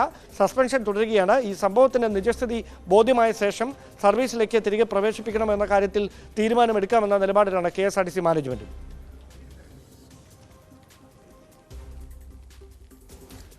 ഇതോടൊപ്പം ഈ പോലീസിന് കോടതിയുടെ നിർദ്ദേശപ്രകാരമാണ് പോലീസ് കേസെടുത്തത്. ഇനി ഏതെങ്കിലും ഈ റിപ്പോർട്ട് സമർപ്പിക്കുക, ഈ കേസ് അന്വേഷണവുമായി ബന്ധപ്പെട്ട് റിപ്പോർട്ട് സമർപ്പിക്കുക ഏതെങ്കിലും സാവകാശം നൽകിയിട്ടുണ്ടോ, അതിന് സമയപരിധി നൽകിയിട്ടുണ്ടോ? ഈ മൊഴിയെടുക്കലൊക്കെ പൂർത്തീകരിച്ച ശേഷം, അതായത് MLAയുടെയും ഭർത്താവിൻ്റെയും കുടുംബാംഗങ്ങളുടെയും മൊഴിയെടുക്കണം, യാത്രക്കാരുടെ മൊഴിയെടുക്കണം, യദുവിൻ്റേത്. അതിന് ഒരു എത്ര നാളത്തെ ഒരു സാവകാശം വേണ്ടി വരും? ഇത് സംബന്ധിച്ചുള്ള ഇനി റിപ്പോർട്ട് കോടതിയിൽ സമർപ്പിക്കാൻ? ഡാൻ, അത് സംബന്ധിച്ച സൂചനകളൊന്നും നമുക്ക് ലഭ്യമായിട്ടില്ല. സ്വാഭാവികമായി ഇത്തരം കേസുകൾ അന്വേഷിക്കുമ്പോൾ എടുക്കുന്ന കാലക്രമം അത് കൃത്യമായി ഇതിനും ബാധകമാണ്. സ്വാഭാവികമായി എത്രയും പെട്ടെന്ന് തന്നെ ആ നടപടികൾ പൂർത്തിയാക്കി കോടതിയിൽ റിപ്പോർട്ട് സമർപ്പിക്കാനുള്ള സാധ്യത തന്നെയാണ് നിലനിൽക്കുന്നത്. അങ്ങനെയാണെങ്കിൽ ഇന്ന് യദുകൃഷ്ണന്റെ ഭാഗത്തുനിന്ന് മൊഴിയെടുത്തെങ്കിൽ അടുത്ത ദിവസം തന്നെ മേയറെയും അതോടൊപ്പം തന്നെ ഭർത്താവും MLA-യുമായ സച്ചിൻ ദേവ് ഉൾപ്പെടെയുള്ളവരിൽ നിന്ന് മൊഴിയെടുക്കാനുള്ള സാധ്യതയാണ് നിലനിൽക്കുന്നത്. അങ്ങനെയാണെങ്കിൽ വൈകാതെ തന്നെ ഈ സാക്ഷിമൊഴികളടക്കം രേഖപ്പെടുത്തി കൃത്യമായി പോലീസ് റിപ്പോർട്ട് തയ്യാറാക്കും. അതോടൊപ്പം ശാസ്ത്രീയമായി നടത്തിയ പരിശോധനയിൽ കൂടുതൽ കണ്ടെത്തലുകളൊന്നും പോലീസിന്റെ ഭാഗത്തുനിന്ന് ഉണ്ടായിട്ടില്ല എന്നതാണ് എടുത്തു പറയേണ്ടത് കാര്യം. അതുകൊണ്ട് തന്നെയാണ് ഈ മെമ്മറി കാർഡ് വീണ്ടെടുക്കുന്നതിന് വേണ്ടിയിട്ടുള്ള ശ്രമം പോലീസ് ഊർജിതമാക്കിയിരിക്കുന്നത്. അത് ബോധപൂർവം നശിപ്പിക്കാനുള്ള ശ്രമമാണ് ഉണ്ടായിട്ടുള്ളത് എന്ന് ഏതെങ്കിലും മൊഴി ലഭിച്ചാൽ അത് MLA-ക്ക് തിരിച്ചടിയാകുന്ന സാഹചര്യവും ഉണ്ടാകും.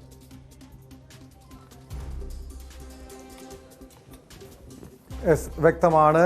ഡാൻ കുര്യനാണ് വിവരങ്ങൾ നൽകിയത്. എന്തായാലും ഡ്രൈവറും മേയറും തമ്മിലുള്ള തർക്കത്തിൽ ഡ്രൈവർ യദുവിൻ്റെ മൊഴി എടുത്തുകൊണ്ടിരിക്കുകയാണ് തിരുവനന്തപുരം കന്റോൺമെന്റ് പോലീസ്. സ്പോട്ട് ലൈവിലേക്ക് തിരികെ എത്താം ഇടവേളയ്ക്ക് ശേഷം.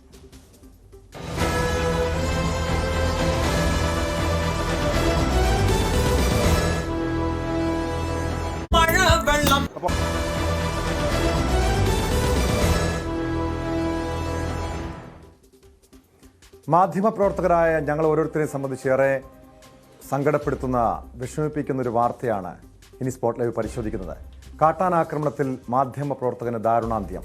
മാതൃഭൂമി ന്യൂസ് പാലക്കാട് ബ്യൂറോയിലെ ക്യാമറമാൻ AV മുകേഷാണ് മരിച്ചത്. പാലക്കാട് കൊട്ടേക്കാട് കാട്ടാനക്കുട്ടം പുഴ മുറിച്ചു കടക്കുന്നതിന്റെ ദൃശ്യം പകർത്തുന്നതിനിടെയായിരുന്നു ആക്രമണം. പാലക്കാട് ജില്ലാ ആശുപത്രിയിൽ എത്തിച്ചെങ്കിലും ജീവൻ രക്ഷിക്കാനായില്ല. ഏറെനാൾ ഡൽഹി ബ്യൂറോയിൽ ക്യാമറമാനായിരുന്ന മുകേഷ് 1 വർഷമായി പാലക്കാട് ബ്യൂറോയിലായിരുന്നു പ്രവർത്തിച്ചിരുന്നത്. S. വിനേഷ് കുമാർ ചേരുന്നു ഈ വാർത്തയുടെ വിശദാംശങ്ങളുമായി. വിനേഷ്, നിങ്ങളോടൊപ്പം 1 വർഷത്തോളം പ്രവർത്തിച്ചിരുന്ന വ്യക്തിയാണ് മുകേഷ്. ഇതെങ്ങനെയാണ്, ഏറെ വേദനിപ്പിക്കുന്ന സംഭവമാണെന്നറിയാം. ഇത് എപ്പോഴാണ് ഈ ഒരു കാട്ടാനക്കൂട്ടത്തിൻ്റെ ആക്രമണമുണ്ടായത്? ടോം, വളരെ ഞെട്ടലോട് കൂടിയാണ് ഇങ്ങനെ ഒരു വാർത്ത രാവിലെ 9 മണിയോടുകൂടി നമ്മൾ അറിയുന്നത്. അതായത് മുകേഷ് ഇവിടെ ഇവിടെ പാലക്കാട് എത്തിയിട്ട് 1 വർഷമായെങ്കിൽ പോലും മുകേഷിനെ എനിക്ക് നേരത്തെ അറിയാം. കാരണം 2013 ഞാൻ വയനാട് ബ്യൂറോയിൽ ഇന്ത്യ വിഷനിൽ ഉണ്ടായിരുന്ന സമയത്ത് അന്ന് ഞാൻ അവിടെ കൊച്ചിയിൽ നിന്ന് സ്ഥലം മാറി വയനാട്ടിലെത്തിയ സമയത്ത് എൻ്റെ ആദ്യ ക്യാമറാമാൻ ആയിരുന്നു. അപ്പൊ അങ്ങനെ ഒരു അനുഭവം കൂടി ഉണ്ട്, അയാളുമായിട്ടുള്ള ഒരു ബന്ധം. അതിനുശേഷം അവൻ ഡൽഹിയിലേക്ക് പോവുകയും പിന്നീട് കഴിഞ്ഞ 1 വർഷം പാലക്കാട്ടേക്ക് തിരിച്ചെത്തുമായിരുന്നു. ഇപ്പോഴും ആ ഒരു ഊഷ്മള ബന്ധം തുടരുന്നുണ്ടായിരുന്നു. കഴിഞ്ഞ ദിവസങ്ങളിൽ പോലും ഞങ്ങൾ ഒരു ക്യാമറയിലെ കാര്യവുമായി ബന്ധപ്പെട്ടൊക്കെ ഒരുപാട് നേരം സംസാരിച്ചതാണ്. ഇന്ന് രാവിലെയാണ് ഈ സംഭവം അറിയുന്നത്. രാവിലെ 7:30ക്കും 8:00നും ഇടയിൽ പാലക്കാട് കൊട്ടേക്കാട് എന്ന് പറഞ്ഞ സ്ഥലത്ത് ഏറ്റവും കൂടുതൽ കാട്ടാന ശല്യമുള്ള, ഏറ്റവും അക്രമകാരികളായ കാട്ടാനക്കൂട്ടം ഉള്ള ഒരു സ്ഥലമാണ്. ഇവിടെ കാട്ടാന ഈ സാധാരണ നിലയിൽ നമുക്കറിയാം, ഈ റെയിൽവേ ട്രെയിൻ ഇടിച്ച് കഴിഞ്ഞ ദിവസം കാട്ടാന ചെരിഞ്ഞതൊക്കെ ഈ പ്രദേശത്താണ്. ആ ഒരു റെയിൽവേ ട്രാക്കിനോട് ചേർന്ന സ്ഥലത്ത് ഒരു പുഴയുണ്ട്, കാടിനോട് ചേർന്ന്. ഈ കാടിറങ്ങി ഇത് പുഴ കടക്കുന്ന ദൃശ്യങ്ങൾ, ഇതിനെ പുഴ കടത്തി വിടാൻ വേണ്ടി വനംവകുപ്പ് ഉൾക്കാട്ടിലേക്ക് അയക്കാൻ വേണ്ടി വനംവകുപ്പ് ശ്രമിക്കുന്നതിനിടയിൽ ആണ് ആന ഓടി വന്നത്. ആന ഓടി വന്നപ്പോൾ ക്യാമറാമാൻ മുകേഷും ഒപ്പം തന്നെ റിപ്പോർട്ടറായ ഗോകുൽ, ഡ്രൈവറായ മനോജ് 3 പേരും ചിതറിയോടിയതിനിടയിൽ മുകേഷ് താഴെ വീഴുകയായിരുന്നു. താഴെ വീണ മുകേഷിനെ ആന ചവിട്ടി. തുടർന്നാണ് പരിക്കേറ്റ് വയറിന്റെ താഴെ അടിവയറിനോട് ചേർന്നായിരുന്നു ചവിട്ടേറ്റിട്ടുള്ളത്. ഉടൻ തന്നെ പാലക്കാട് ജില്ലാ ആശുപത്രിയിൽ പ്രവേശിപ്പിച്ചു. അവിടെ നിന്നാണ് മരിച്ചത്. എന്തായാലും നമുക്കറിയാം മുകേഷിന്റെ കഴിഞ്ഞകാല പ്രവർത്തനങ്ങളും മുകേഷ് എടുക്കുന്ന ദൃശ്യങ്ങളുടെ ഭംഗിയും ഒക്കെ നമ്മൾ ആരും പ്രത്യേകിച്ച് പറയേണ്ട ആവശ്യമില്ല. മാധ്യമ മേഖലയിലുള്ളവർക്കൊക്കെ കൃത്യമായി അറിയാവുന്നതാണ്. എന്തായാലും മലപ്പുറം പരപ്പനങ്ങാടി സ്വദേശി ആണ് മുകേഷ്. ഇവിടെ ഭാര്യയുമൊത്ത് പാലക്കാട് തന്നെയാണ് താമസം. കഴിഞ്ഞ ദിവസം ഭാര്യയെ അവരുടെ നാട്ടിലേക്ക് വണ്ടി കയറ്റി വിട്ടതാണ്. മുകേഷും പോകേണ്ടതായിരുന്നു കഴിഞ്ഞ ദിവസം നാട്ടിലേക്ക്. പക്ഷെ അപ്പോഴത്തേക്ക് ഈ ഷൂട്ട് ഉണ്ടെന്ന് പറഞ്ഞതുകൊണ്ട് അയാളുടെ ഓഫ് പോലും ക്യാൻസൽ ചെയ്തുകൊണ്ട് ഭാര്യയെ ട്രെയിൻ കയറ്റി കാസർകോട്ടേക്ക് വിട്ട ശേഷം ആണ് അയാൾ ജോലിക്ക് എത്തുന്നത്. എന്തായാലും അതിരാവിലെ തന്നെ, പുലർച്ചെ എന്ന് പറയാൻ വേണമെങ്കിൽ 6 മണിയോടുകൂടി തന്നെ ഇവർ മാതൃഭൂമി സംഘം ഇവിടേക്ക് തിരിച്ചതാണ്. ഈ കൊട്ടേക്കാട് ഭാഗത്തേക്ക് തിരിച്ചു. അവിടെ എത്തി ആനയെ കൃത്യമായി വനംവകുപ്പ് വാച്ച് ചെയ്യുന്നുണ്ടായിരുന്നു. അതിലെ ദൃശ്യങ്ങൾ പകർത്തുന്നതിനിടയിലാണ് ആനയുടെ ആക്രമണം ഉണ്ടാകുന്നത്. 2 ആനകളായിരുന്നു ആ സമയത്ത് ഉണ്ടായിരുന്നത്. ആനകൾ പല ഭാഗത്തായി ആനകളുള്ള ഒരു സ്ഥലം കൂടിയാണിത്. പ്രൊജക്ട് എലിഫന്റ് കോർ ഏരിയ എന്നൊക്കെ വേണമെങ്കിൽ പറയാവുന്ന ആ രീതിയിൽ സംരക്ഷിത ഒരു മേഖലയും കൂടി, ആനകളുടെ സംരക്ഷിത മേഖലയും കൂടിയാണ്. നിരവധി ആനത്താരകളുള്ള സ്ഥലമാണ്. അതുകൊണ്ട് തന്നെ നമുക്കറിയാം അവിടെയാണ് ഈ റെയിൽവേ ട്രാക്കിൽ പലപ്പോഴും ആനകൾ കയറുകയും അങ്ങനെ ട്രെയിനടിച്ച് ചരിയുന്ന ഒരു സ്ഥിതിവിശേഷം ഉണ്ടാവുകയും ചെയ്ത സ്ഥലം കൂടിയാണ്. അപ്പൊ അതെല്ലാം തന്നെ കൃത്യമായി പകർത്തുക, അവിടുത്തെ ആളുകൾ നേരിടുന്ന പ്രശ്നം, അതേപോലെ ആനകൾക്ക് സഞ്ചാര വഴികൾ എങ്ങനെ തടസ്സപ്പെട്ടു, ഇതുൾപ്പെടെയുള്ള കാര്യങ്ങൾ പകർത്തുന്നതിന് വേണ്ടിയായിരുന്നു മുകേഷും ഗോകുലും അടങ്ങുന്ന സംഘം അങ്ങോട്ട് പോയത്. ഇതിനിടയിലായിരുന്നു കാട്ടാനയുടെ ആക്രമണം ഉണ്ടായത്. ടോം. വ്യക്തമാണ്. ഏറെ ദുഃഖമുള്ള വാർത്തയാണ് രാവിലെ പാലക്കാട് നിന്ന് കേട്ടത്. മാതൃഭൂമി ന്യൂസിൻ്റെ പാലക്കാട് ബ്യൂറോ ക്യാമറമാൻ മുകേഷാണ് കാട്ടാനാക്രമണത്തിൽ മരിച്ചത്. SSLC പരീക്ഷാഫല പ്രഖ്യാപനം ഉടനുണ്ടാകും. വിദ്യാഭ്യാസ മന്ത്രി വി ശിവൻകുട്ടി ഫലം അല്പസമയത്തിനകം പ്രഖ്യാപിക്കും. അതിലേക്ക് എത്താം ഇടവേളയ്ക്ക് ശേഷം.